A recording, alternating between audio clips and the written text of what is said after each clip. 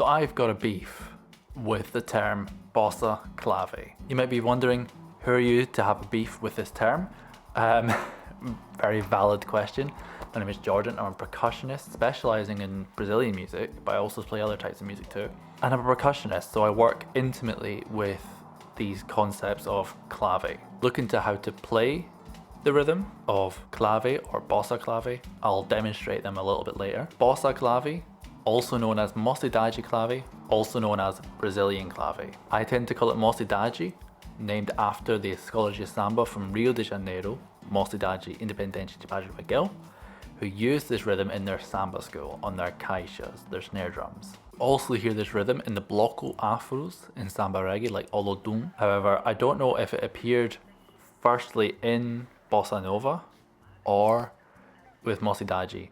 So if anyone knows that information, let me know in the comments. But ultimately it came to prominence through the bossa nova movement in the 60s, and it relates very closely to what we would call a 3-2 son clave of ba ba ba ba ba ba ba ba ba ba. Only we're displacing a couple of the notes. Ba ba ba ba ba ba. We're displacing the last two notes by a semiquaver each side. If you're new here, hi, my name is Jordan. I'm a percussionist and educator based in Glasgow. After the video, be sure to check the links in the description. Be greatly appreciated. The short version of this beef and story is that it's more complicated and nuanced than it first appears. Term clave. Now, clave is an Afro-Cuban concept. Many scholars debate about the exact origin of clave, whether the concept comes from Cuba specifically or Africa. Given the Afro-diasporic roots of a lot of the music where clave came to be, however, no one's certain on where exactly it comes from. It comes from Afro-Cuban music. So there's definitely African influence in there, even if it doesn't come directly from Africa. In Afro-Cuban music, clave is the meter. There's no 1, 2, 3, 4. They don't think in those terms, typically. The way they talk about music is how it relates to the clave, and which notes of the clave it relates to, and which ones it emphasizes.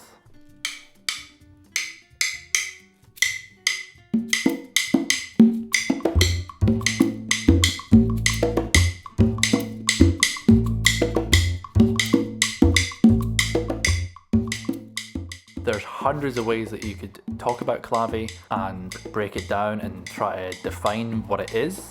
The most common one that you might have heard is the Wawanko rumba clave.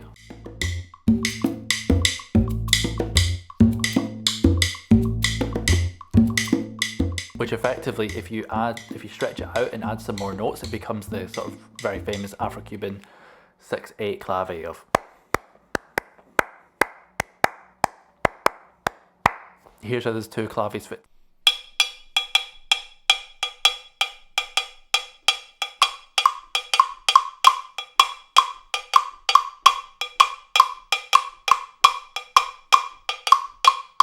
And depending on the player and the musical context, that can be in a 2 feel or a 3 feel. It just depends. There was even a study done, I'll see if I can find it, studied the clave introductions of rumbas. And the only thing they had in common was the first note starting on what we would call a downbeat, the 1, and the last note of the clave ending on what we call beat 4. That's it. Over time, the term clave has been misinterpreted as just a foundational rhythm. Find how open and broad clave is. There's not even a set way to notate clave. Some people notate it in one bar as ba, ba, ba, ba, ba. Some people notate it as one bar for the 2 side of the clave, one bar for the 3 side of the clave. It just completely depends. It's really subjective. It's now become synonymous with just a rhythmic motif that doesn't change, which is where bossa clave comes in.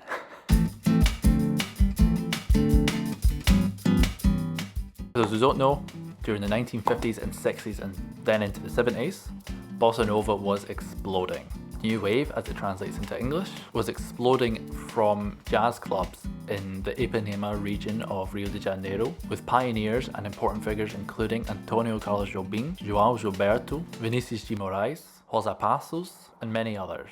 These musicians were fusing elements from different types of music, which comes naturally to Brazilians because all of Brazilian music is a mixture of indigenous, African and European culture and music. They were doing the exact same thing here with bossa nova. You have African American jazz, samba and choro from Brazil, and then thirdly taking other influences from, say, choro, which is influenced by machixe, which is from Portugal. At the time, Brazil was also making a name for itself in the global stage as a cultural exporter. During this time, Antonio Carlos Jobim, also known as Tom Jobim, used this rhythmic motif in quite a lot of his music. And due to the fact that bossa nova was quite a small scene, lots of people started using this rhythmic motif.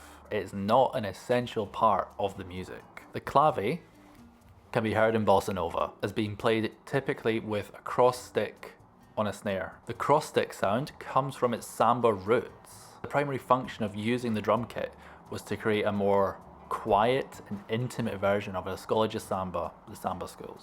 Kick drum giving that pulse, which in Portuguese is marcação, boom boom, boom boom, boom boom. Using the hi-hats or cabaças or other shakers to recreate the swing from the shaker section in the escola de sambas. And actually, the cross stick snare was meant to imitate a tambourine.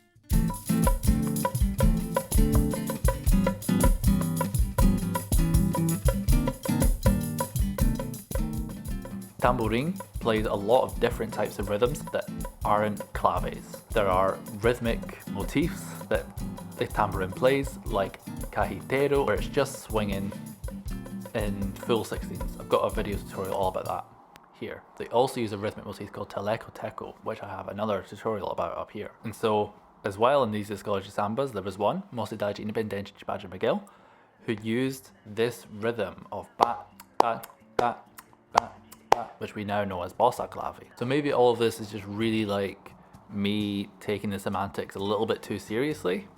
Maybe I'm not. I don't know what the right answer is the problem, and I don't know what is appropriate to say. I just call it Mocidade because that's my main reference point. But with clave being a protected Afro-Cuban concept, not just a rhythm, a concept, a way to measure time, and then a rhythmic motif that's used a lot but isn't essential to the styles. Doesn't feel like it's the same thing to me. Even the drummer, Bobby Sanabria, who was one of the drummers that played with Antonio Carlos Jobim, the godfather of bossa nova, he's quoted in the book The Clave Matrix, which is an excellent read. I would highly recommend it. He quotes saying that Jobim felt a little bit frustrated that the community from the Latin music scene in the States, who really were keen on bossa nova, rightly so, it's wonderful music and it's excellent that it got that support. He did feel a little bit frustrated that they interpreted it as a clave, which is fair enough because culturally that's their reference. So it kind of got mixed up in this explosion of Latin American music being popularized in the States and then by extension beyond. Jobim later regretted that Latino musicians misunderstood the role of this bossa nova pattern. So here we are at the end of this maybe unnecessarily provocative video.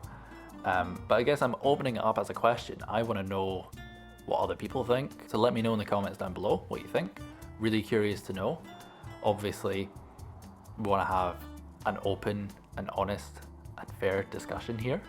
So if anyone is not being kind to one another, then that comment's being removed. Food for thought though, isn't it? That something can get morphed quite easily.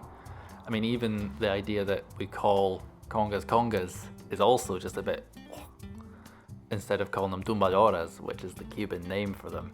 Anyway, I'm opening a can of worms here. If you've made it this far, thank you so much for watching. I really appreciate it, and I hope to see you in the next video. Bye. Also, if you really like this video, consider subscribing. Less than 5% of the people who watch this channel are subscribed, and for a small channel like this, it makes a big difference having more people subscribed. So if you get anything out of this, I'd appreciate that so much.